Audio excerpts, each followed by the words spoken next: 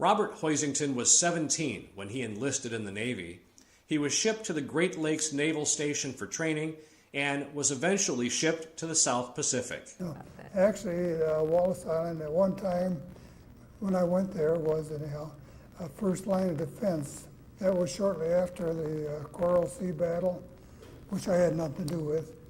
But the Japanese code had been broken, and they were planning on invading New Zealand, Australia, and some of those other countries.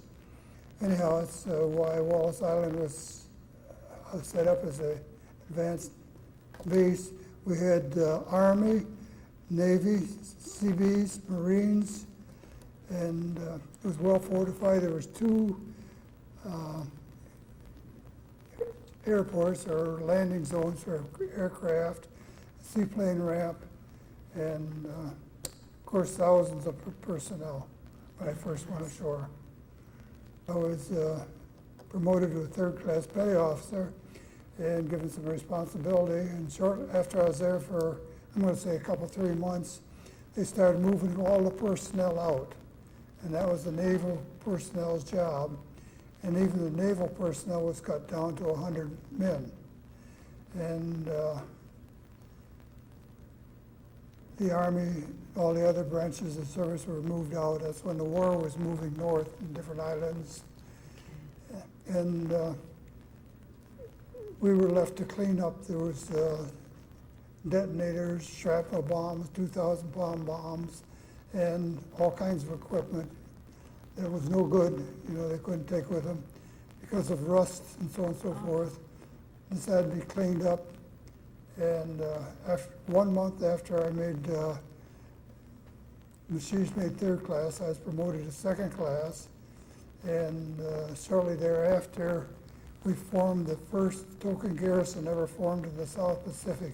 Consisted of 10 men and 2 officers. One of the officers was a doctor, and the other was a corpsman. One of the men was a corpsman due to the amount of disease there.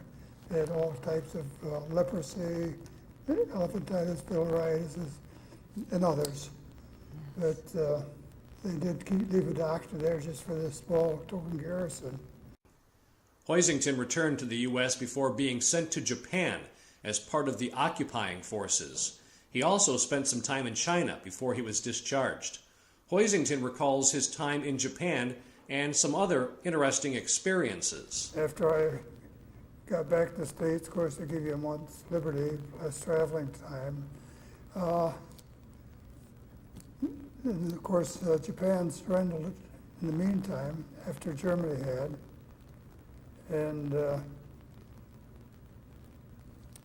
I was in San Diego at the time, and the Navy didn't come out with a point system for discharge, but the Army did, and I had points to burn. Of course, I was ready to come home then.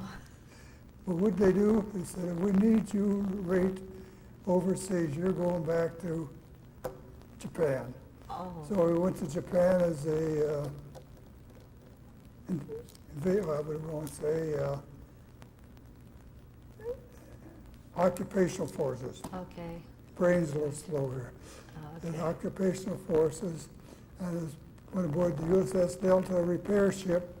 We had everything from machine shops, carpenter shops, foundry, and I was made division PO, and we were tied up to a Japanese battleship Nagata, which it had taken 2 bombs. The Americans had bombed it, and it was a rusty hull, I'm telling you.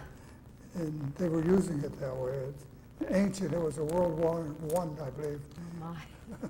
Battleship. Anyhow, we had to put it back into running condition. And it left and sailed on its own power for Bikini, where they sunk it with the atomic bomb test. Okay. But it had already taken 2 bomb hits. And one of the fascinating things about one of the bombs had been a skip bomb, and it hit the bridge underneath, which was extruded out over and blew the floor right off from underneath it. But the funny part of that, around the bridge, and I'm not exaggerating, there was 1 foot thick steel sides and door. It was, with the bomb on the floor was not that thick. It was just a lucky hit. Hoisington was discharged in 1946. He took flying lessons on the GI Bill and worked for Goodyear Tire in Michigan and in Iowa.